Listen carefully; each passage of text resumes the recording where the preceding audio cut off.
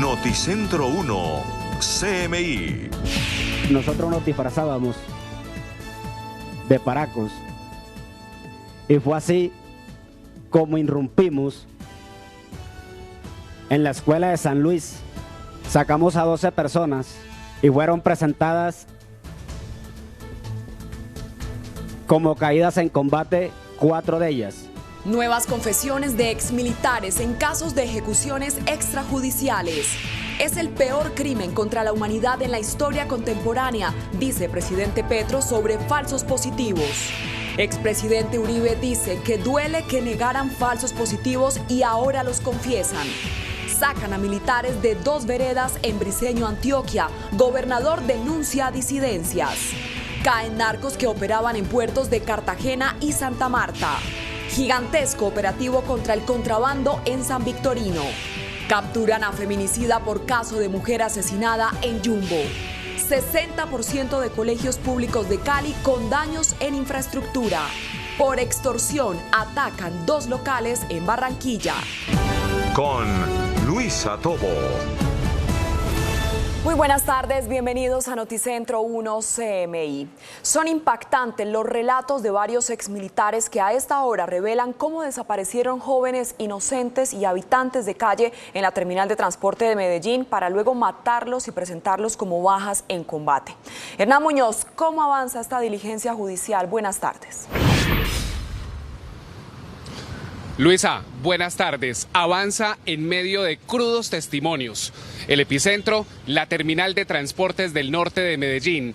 Hace 20 años, escenario de reclutamiento y desapariciones de jóvenes inocentes, pero también de habitantes en situación de calle.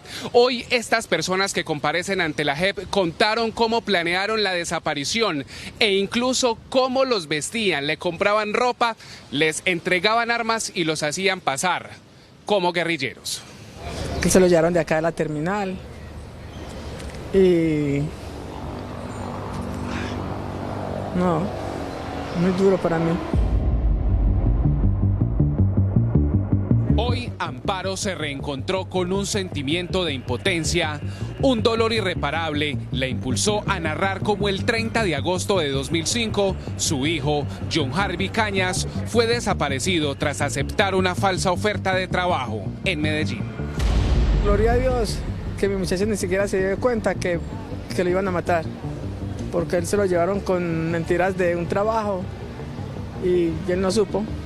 Simplemente cuando llegó allá, tírese al suelo y ya, dispararon.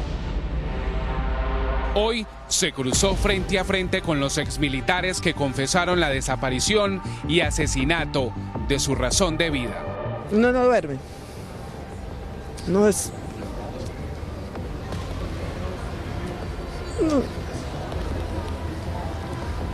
pensando si no se hubiera venido para acá. Bueno, muchas cosas no tiene uno paz. El sargento en retiro Fidel Ochoa se puso de pie y reconoció el crimen.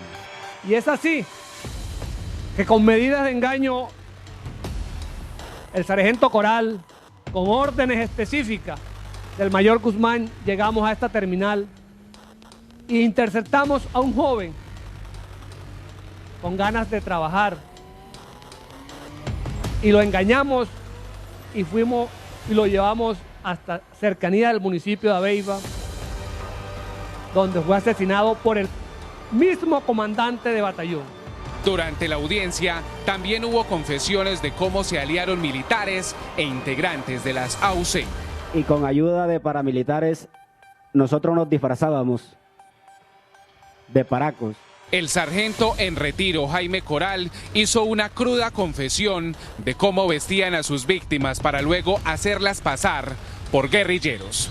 Con este dinero compran algunas cosas porque les compraban sudadera, de pronto botas, de pronto una camiseta negra, de tal manera que fingieran como si fueran guerrilleros. Ellos, motivados de que de pronto era un regalo y no sospechando nada, se colocaban esas prendas sin poner ninguna clase de resistencia. Nosotros, entonces, inicialmente yo coordino con ellos Al parecer, 17 de los 49 falsos positivos son habitantes de calle. Hoy los exmilitares contaron cómo se aprovecharon de su adicción a las drogas para engañarlos y luego matarlos. Para venir a la ciudad de Medellín y poder buscar a estas personas, habitantes de calle o personas vulnerables que pudiéramos engañar con trabajo o con vicio. Hoy continúa el acto de perdón y se siguen conociendo escalofriantes verdades, pero otras siguen ocultas en el cementerio católico Las Mercedes de Dabeiba. Cambiamos de tema porque el gobernador de Antioquia denunció que 80 militares fueron obligados a salir de zona rural del municipio de Briceño por presión de la comunidad. Dice que fueron amenazados por las disidencias.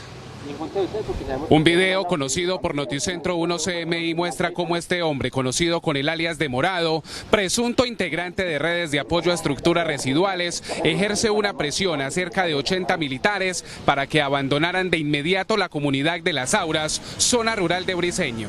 El gobernador Aníbal Gaviria publicó fotografías de los militares que se vieron obligados a llegar a la zona urbana y cuestionó la paz total. Organizaciones sociales rechazaron tal acción. No obstante, se conoció que el alcalde municipal, frente a la gravedad de los hechos, no ha realizado ninguna acción para la conservación del orden constitucional. Rechazar este tipo de acciones que ponen en riesgo a la población, y en segundo lugar es que esta situación ya había estado advertida en la alerta temprana 004 del año 2020. Y Noticentro 1 CMI estará presente en la segunda parte de la audiencia, que continuará a las 2 de la tarde. Información desde la capital de Antioquia. Hernán Muñoz, Noticentro 1 CMI. Hernán, muchas gracias. Y frente a las confesiones de los exmilitares que participaron en ejecuciones extrajudiciales llamadas falsos positivos, el presidente Gustavo Petro aseguró que es el peor crimen contra la humanidad en la historia contemporánea. Gerardo Aristizábal sigue en Riohacha, donde el presidente regresará en horas de la tarde. Gerardo, muy buenas tardes. Hola Luisa Fernanda, televidentes de Noticentro 1 CMI. Los saludos del auditorio de Concaja, donde la vicepresidenta de la República, Francia Márquez, a esta hora preside el Consejo Nacional de Discapacidad. Pero mucha atención, que el presidente Gustavo Petro, antes de viajar a Bogotá, se pronunció en relación con los 6.402 asesinatos extrajudiciales cometidos por miembros de la fuerza pública y conocidos como falsos positivos. Ha manifestado el presidente que esto es lo peor que le ha pasado a la humanidad contemporánea. Este es el peor crimen contra la humanidad cometido en la época contemporánea. Quienes lo aplauden o lo niegan la posibilidad sobre estas cenizas de construir la reconciliación de Colombia. Sus autores intelectuales y físicos han escrito una de las peores páginas de la historia de la humanidad. 6.402 jóvenes asesinados por el Estado solo por recibir unos votos, un aplauso popular, unos pollos o una medalla. Una seguridad construida sobre la sangre inocente de miles no es seguridad, es la mayor inseguridad humana. Con estos asesinatos sistemáticos querían que la zozobra del colombiano se convirtiera en tranquilidad y la tranquilidad en apoyo electoral. Dormir cómodo en el apartamento caliente del norte de Bogotá o del Poblado en Medellín, sentirse seguros aplaudiendo como exterminaban la guerrilla, crédulos de un Führer fantasmal, cuando lo que exterminaban era nuestra juventud albañil, popular, sin más oportunidad que no fuera el pelotón de fusilamiento. Triste el país que aún aplaude o niega esta ignominia. Nuestra mayor responsabilidad hoy, además de reparar hasta donde se pueda a las víctimas, es que no se vuelva a repetir en nuestra historia, que seamos capaces de construir un país democrático y justo. Y el expresidente Álvaro Uribe, bajo cuyo gobierno se cometió la mayoría de los falsos positivos, niega cualquier responsabilidad sobre estos hechos criminales a cargo de la fuerza pública. Duele y mortifica que hubieran negado falsos positivos. Les creímos y ahora los aceptan. Incluso la fundación de Ervin Hoyos, que en paz descanse, defendió un caso de Dabeiba anterior a mi gobierno y apoyamos esa defensa. Los cometidos durante mi gobierno mancharon la seguridad democrática que bastante sirvió al país. Cualquiera de estos delitos es grave, sin que importe el número ni los casos de falsas acusaciones. Mi afectación es mayor por mi inmenso cariño a los soldados y policías de Colombia. Aquí en este Consejo Nacional de Discapacidad hacen participación varios de los ministros liderados por la vicepresidenta Francia Márquez. Y por supuesto, tiene la vocería la población que se siente afectado. Reclaman mejores condiciones de vivienda, mejores condiciones de inclusión y en un tema fundamental, el de la salud. Aparte de todo el sacrificio que tiene que hacer con la persona con discapacidad, el sistema de salud se está volviendo otra barrera más. Y una barrera, sobre todo, que va deteriorando la vida de la persona con discapacidad, le va reduciendo su ciclo vital. Por eso queremos una educación con enfoque diferencial y con calidad. La vicepresidenta de la República ha llamado la atención de todos los funcionarios que la acompañan en este Consejo Nacional de Discapacidad porque el Estado colombiano no sabe cuántos son los miembros de esta población. Dice que es fundamental el censo para poner en práctica las políticas públicas que les generen inclusión en todos los aspectos y sectores. Eso es fundamental. Si no sabemos cuánta es la población, si no sabemos cuántas son las discapacidades diversas que tiene esta población, si no sabemos cuáles son sus condiciones en términos de acceso a educación, de salud, de vivienda, de derechos básicos, no vamos a poder resolver de manera estructural esta situación. En tal sentido es fundamental trabajar ese enfoque diferencial. Y a propósito de la vicepresidenta Francia Márquez, esta tarde el Gobierno Nacional firmará los decretos que reglamentan el Ministerio de la Igualdad y la Equidad. Y mañana, en Manaure, Guajira, asumirá como la ministra número 19 del gabinete del presidente Gustavo Petro. Desde Riohacha, Guajira, Gerardo Aristizábal, Noticentro 1, CMI. Gerardo, gracias. Las autoridades policiales desplegaron un gigantesco operativo contra el contrabando en San Victorino. Angélica Arango con los detalles. Angélica, buenas tardes.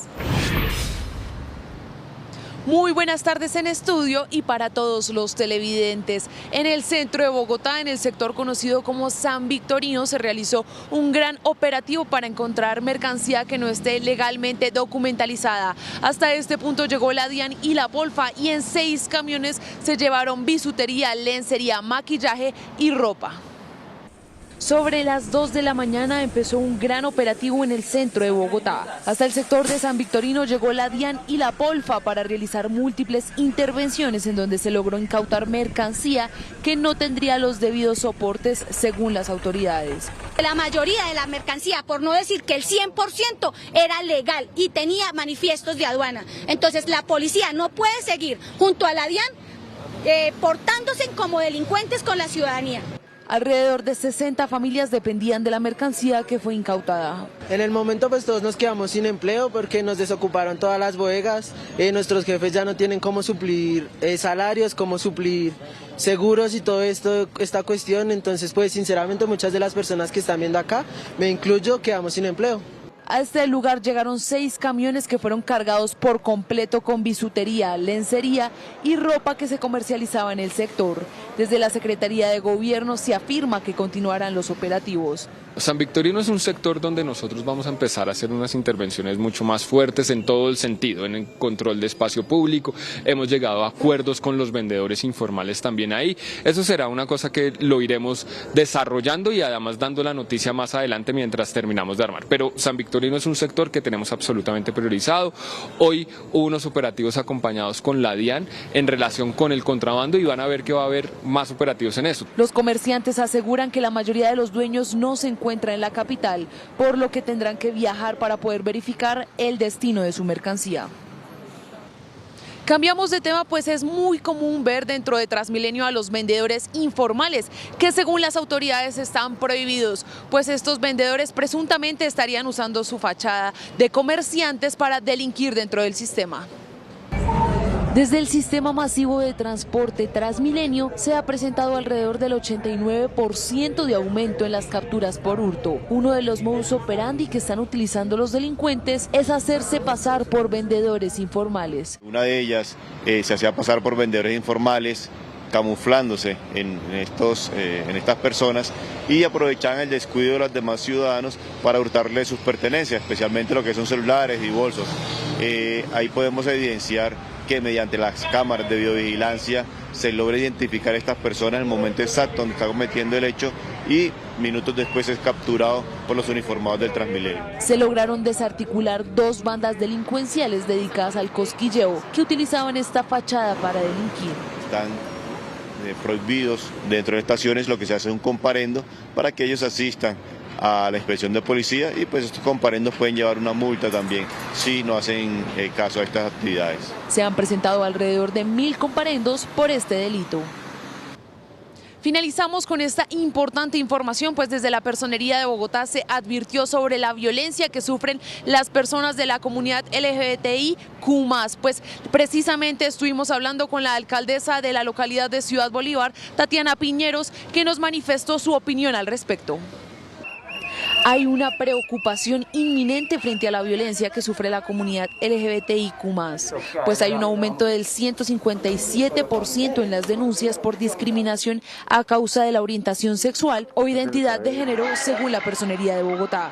Sobre esto, la alcaldesa de Ciudad Bolívar, la primera alcaldesa trans de Bogotá, se manifestó. Este informe definitivamente refleja la necesidad de seguir trabajando por el respeto y la garantía de los derechos de las personas LGBT. Hay personas que dicen que no, que ya se han ganado los espacios, que se respeta la diversidad, y este informe está revelando que definitivamente sí es necesario seguir trabajando. Las personas de los sectores LGBT se nos violenta en diferentes espacios, en la familia, en los colegios, en el espacio público, en los trabajos. Las personas lesbianas, gay, bisexuales, por ejemplo, tienen inconveniente para permanecer en los trabajos una vez hacen expuesta su orientación sexual. Las personas trans tenemos inconveniente, por ejemplo, para acceder a los trabajos, porque no le dan trabajo a las personas trans. Este año se han denunciado 1017 casos de lesiones personales contra personas pertenecientes a los sectores LGBTIQ+, y 79 homicidios a hombres gays, personas trans y bisexuales. A las personas trans se les mata también, obviamente, por su identidad de género, pero también muchas veces mueren por las intervenciones corporales que se hacen, porque el sistema de salud no reconoce que se requiere la atención del Estado para poder estas personas, digamos, llegar a plenitud. La alcaldesa afirma que entre la cotidianidad de la heterosexualidad, la normalidad de la comunidad LGBT tiene que ser más adaptada y respetada. Con esta información me despido desde el occidente de Bogotá. Angélica María Arango, Noticentro 1 CMI. Angélica, muchas gracias. Hacemos una pausa en Noticentro 1 CMI, pero al regresar, espere. Registrador Nacional pide al gobierno garantías para las elecciones regionales del 29 de octubre. Ya volvemos.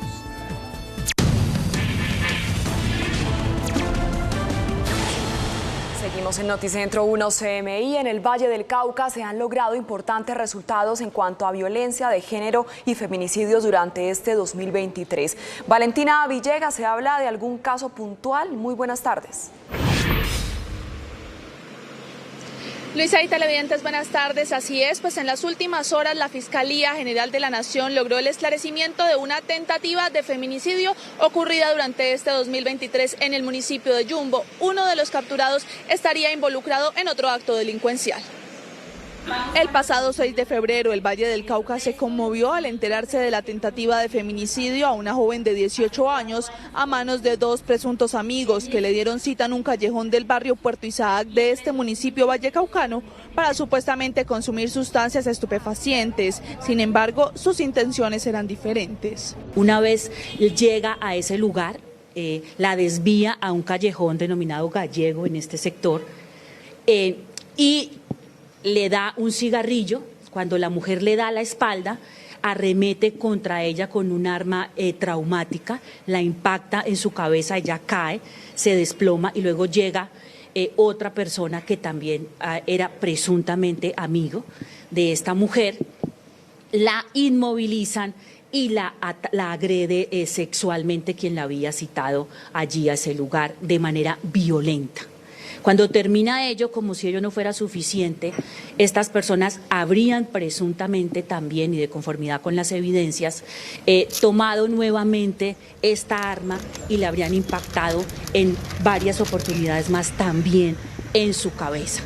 Tras los ataques, la joven logró escapar, fue auxiliada con premura y se recuperó satisfactoriamente. Por su parte, los delincuentes fueron capturados. Ambos se les imputaron los delitos de feminicidio agravado en modalidad de tentativa en concurso con acceso carnal violento agravado y quedaron cobijados con medida de aseguramiento gracias a la solvencia de los elementos materiales probatorios acopiados y por el cuerpo técnico de investigación.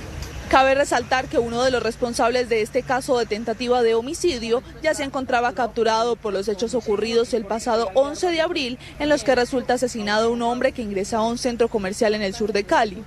Durante este año, la seccional de Fiscalía General de la Nación en Cali ha logrado resolver el 100% de los casos de feminicidio, el 52% del homicidio de mujeres, el 42% de violencia sexual y el 49% de violencia intrafamiliar en la capital del Valle. Luisa y televidentes, esta es la información por el momento desde Santiago de Cali. Valentina Villegas para Noticentro 1 CMI. Valentina, muchas gracias. Y arrancó hoy el proceso electoral que debe conducir a la elección de las autoridades regionales el próximo 29 de octubre. El registrador nacional Alexander Vega hace anuncios de la organización de estos comicios. Con el registrador está Carlos Ruiz. Carlos, buenas tardes. ¿Qué tal? Muy buenas tardes. Comenzó hoy en firme el proceso electoral que debe conducir a que los colombianos el 29 de octubre elijamos nuevos gobernadores, nuevos alcaldes, nuevos diputados, nuevos concejales y casi 1000 ediles en varias regiones del país. El señor registrador del Estado Civil, el doctor Alexander Vega, presentó este nuevo proceso que comienza hoy con la inscripción de los candidatos a esas elecciones del 29 de octubre, pero también le envió un mensaje al presidente de la República pidiéndole que haya garantías efectivas para electores y potenciales elegidos en las elecciones del 29 de octubre. Así es, oficialmente hoy 29 de junio se inicia, de acuerdo al calendario electoral, el periodo de inscripción de candidatos por parte de los partidos políticos. Será un mes. Le hemos pedido en una carta muy respetuosa al señor presidente de la República que, teniendo en cuenta el anuncio que se van a revisar los decretos de cese bilateral, se garantice sobre todo la seguridad en 74 municipios que, de acuerdo al mapa de riesgo electoral de la Policía Nacional y los gobernadores, la Defensoría del Pueblo y la Registraduría, hay riesgo extremo. Tenemos 4 alcaldes que no han podido regresar a sus municipios donde no podríamos hacer estas elecciones, y la solicitud respetuosa al señor presidente como jefe del Estado en materia de orden público es que se incluya la condición sí o sí a estos grupos que están negociando la paz total con el gobierno nacional, la no injerencia en el certamen electoral, sobre la logística electoral, sobre la ciudadanía, que no se le constriña a favor de un candidato o en contra de otro candidato, como también hemos escuchado, que se le garantice a los candidatos hacer proselitismo político y no tener que repetir lo que se venía en el año 2002. Para un referente importante, el año pasado no tuvimos que trasladar mesas ni puestos de votación en materia de orden público, y aspiramos que el gobierno nacional, confiamos plenamente con nuestra fuerza militar y de policía, sea por la vía obviamente del ejercicio de la fuerza de los militares y la policía garantizar, o a través de los decretos, que estas organizaciones no interfieran en el certamen electoral. El lema de la registraduría suya es la registraduría del siglo XXI, y en ese propósito hoy se pone en marcha un hecho novedoso, la inscripción virtual de los candidatos a las elecciones del 29 de octubre. Así es, el año pasado tuvimos 4000 candidatos para Congreso, se estrenó la plataforma y esta vez que vamos a tener cerca de 130.000 candidatos la hemos repotencializado. Vamos a tener inscripciones obviamente de manera presencial en todas las registradurías del país, pero los partidos podrán hacerlo con sus candidatos a través de la plataforma para evitar el desplazamiento de manera presencial. Doctor Alexander Vega, muchísimas gracias. Es el registrador nacional del Estado Civil, anunciándole al país que comenzó hoy, efectivamente, formalmente, el proceso para las elecciones del 29 de octubre. Con Carlos Ruiz, desde la Registraduría Nacional del Estado Civil, Noticentro 1, CMI. Buenas tardes. Carlos, gracias, buenas tardes. Y esta mañana el presidente Gustavo Petro se reunió con el Premio Nobel de Economía Paul Krugman en el marco de un foro económico en la Universidad Javeriana. Diana Giraldo tiene los detalles. Diana, buenas tardes. Luisa y televidentes, muy buenas tardes. Los saludamos hasta ahora desde la Universidad Javeriana, donde se adelanta un foro económico con la presencia del presidente Gustavo Petro, quien ya ha superado su problema de salud y se reunió justamente en este escenario con el Nobel de Economía Paul Krugman. Ambos han señalado que las políticas neoliberales no son el único truco para lograr el desarrollo económico de los países, de manera que el presidente Gustavo Petro ha dicho en su intervención que este modelo se ha derrumbado porque dejar actuar libremente el mercado ha generado una crisis climática. Escuchemos lo que dijo el mandatario de los colombianos y el Nobel de Economía. Se derrumba el paradigma del pensamiento único económico edificado en estos 40 años. ¿Qué lo derrumba? Mi opinión personal. La crisis climática.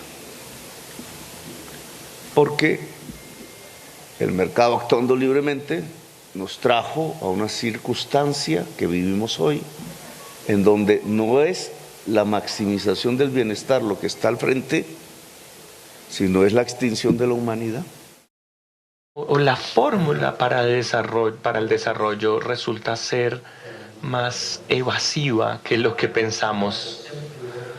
Resulta que simplemente abrirse a la economía mundial o simplemente tener políticas liberales de intercambio no es suficiente.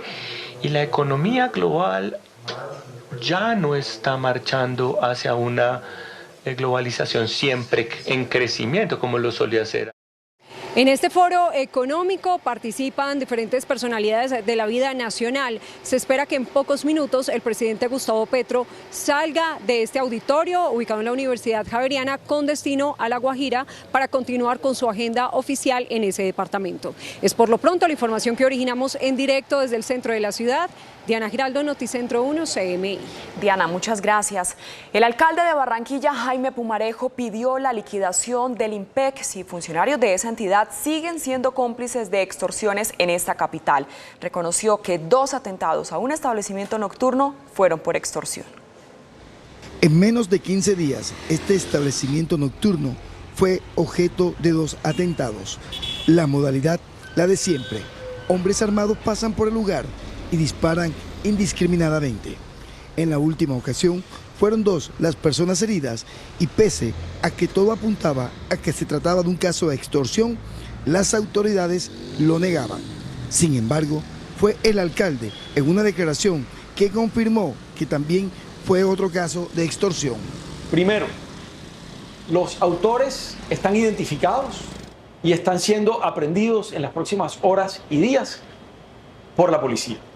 Segundo, tenemos información de que los autores intelectuales o quienes dieron la orden estaban en 2 cárceles afuera del departamento del Atlántico. Responsabilizó al IMPEC por los recientes hechos de ataques al comercio. No podemos permitir que cada mes tengamos nuevamente que volver a pedirle al IMPEC que no le facilite celulares a estos criminales de alta peligrosidad. Se están volviendo cómplices de extorsiones, de delitos y de atentados homicidas. El alcalde fue más allá y pidió la liquidación del IMPEC. Si no van a cumplir con su mandato legal, pues liquidemos desde mañana esa institución que no cumple con lo único que tiene que hacer, cuidar a los presos y asegurarse que no sigan delinquiendo desde las cárceles. Guardianes del IMPEC respondieron rechazando la declaración del alcalde y pidiendo que el distrito atienda su responsabilidad. Bueno, totalmente irresponsable esas declaraciones a sabiendas de que es el distrito, la alcaldía, quien en todo momento nos ha dado la espalda a nosotros como funcionarios y al IMPEC. Nosotros en este momento en la cárcel modelo aquí en Barranquilla, de 600 internos que nosotros tenemos más de 400 que son sindicados que pertenecen al distrito y siempre le hemos dicho, la solución a las extorsiones están en los bloqueadores de señal. Aquí tenemos los bloqueadores de señal en la modelo. Hace 3 años no funcionan. En la cárcel modelo de Barranquilla, de los 600 internos, 400 son sindicados y según el IMPEC son responsabilidad del distrito su atención. Fue desmantelada por la Armada una organización transnacional encargada del envío de droga a Europa y Centroamérica. Tatiana Rodríguez con los detalles. Tatiana, buenas tardes. Luisa, televidentes, muy buenas tardes. Han señalado las autoridades que esta organización se habría especializado en la contaminación de y posterior al zarpe. La operación fue desarrollada de manera simultánea en Cartagena y Barranquilla, dando como resultado la captura de los integrantes que conformaban la organización narcotraficante transnacional. Fueron capturadas 5 personas que son relacionadas con el envío de más de 7 toneladas de clorhidrato cocaína hacia Centroamérica y Europa. De acuerdo con las investigaciones por parte de las autoridades, la organización se habría especializado tanto en la contaminación de contenedores antes de su ingreso a las instalaciones portuarias como posterior al zarpe. Utilizando la modalidad de envío de droga a través de contenedores, lanchas rápidas y los llamados trepadores. Dentro de los capturados se encuentran alias Samario y alias Raimundo, presuntos cabecillas de la organización y enlaces internacionales. Asimismo fueron detenidos alias Cotorro, Chino y Yesid, quienes se encargarían de coordinar la logística, acopio y transporte de estupefacientes.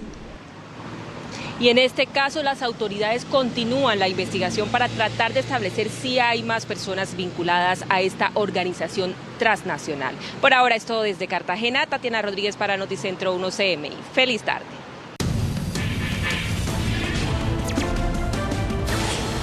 Una de las formas en que los bebés aprenden a interactuar con su entorno es a través de la escucha. Por eso la importancia de realizar exámenes de oído a los recién nacidos.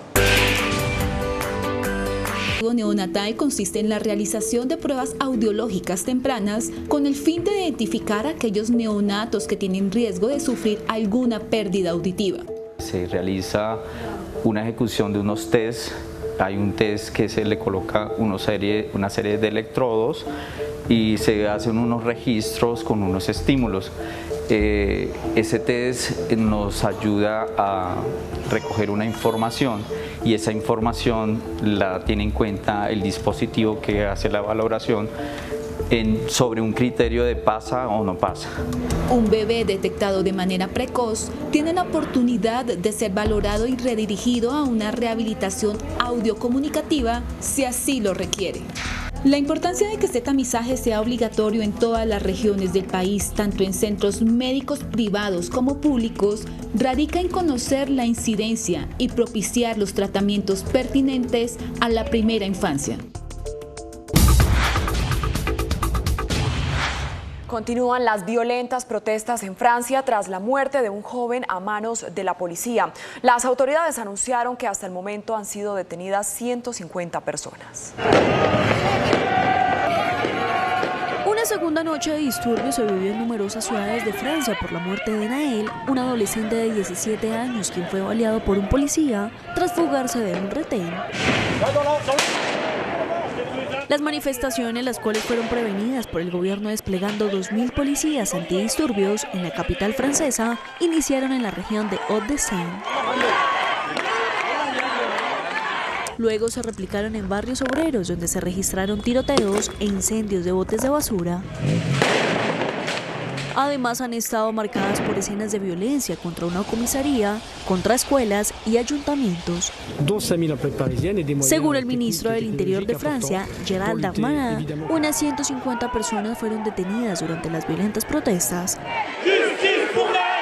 La madre del joven asesinado encabezó una marcha por los suburbios de París. Cientos de personas se unieron a la manifestación en su recorrido por las calles de la comunidad, quienes llevaban camisetas blancas con la leyenda Justicia para Nael y la fecha del incidente. Ucrania anunció nuevos avances cerca de Bakhmut y otros territorios ocupados por Rusia en el sur. Las tropas avanzaron más de 1 kilómetro.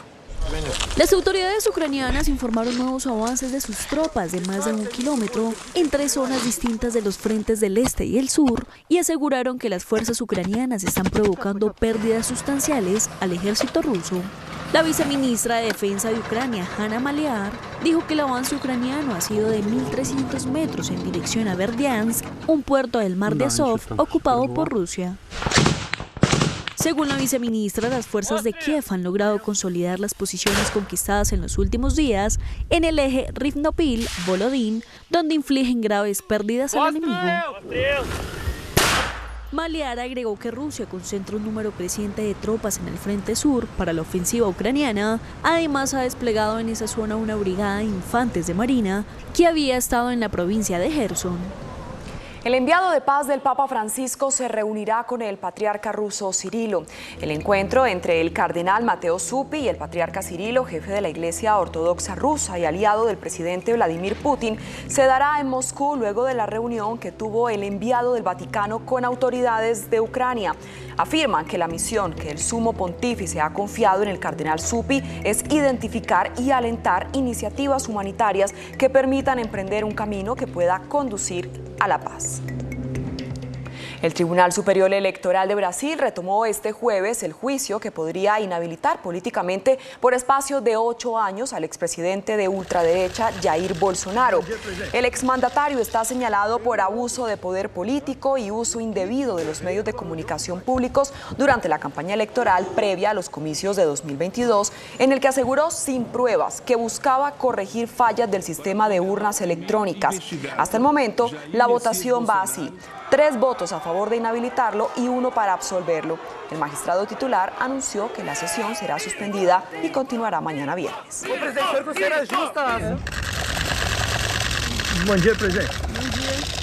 Hasta aquí la información en Noticentro 1 CMI, pero no se pierdan la lista de Eric y a las 8 de la noche una nueva emisión de noticias. ¡Feliz tarde!